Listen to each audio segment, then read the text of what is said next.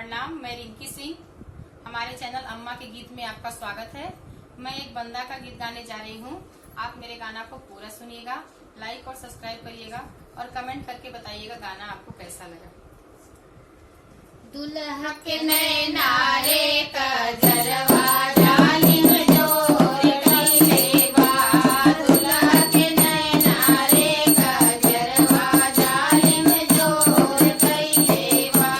दुल्हा के माथे हो मौरा सोहे, दुल्हा के माथे हो मौरा सोहे। लड़िया पे आया बहार होए होए, लड़िया पे आया बहार होए होए। दुल्हा के नैना रे कजरवा जालिम जोर कइले बा।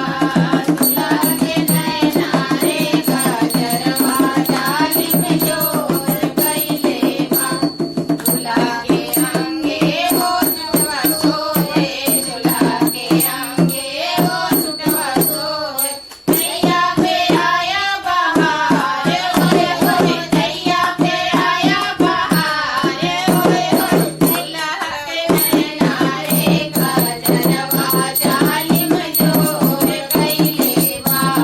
दुल्हा के नैना रे कजरवा जालिम जोर कइले बा। दुल्हा के पाँवे हो फुटवा सोहे, दुल्हा के पाँवे हो फुटवा सोहे।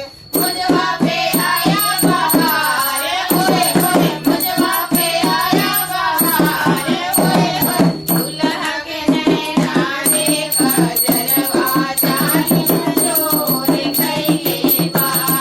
दुल्हा के नैना रे कजरवा जालिम जोर कइले बा। धन्यवाद।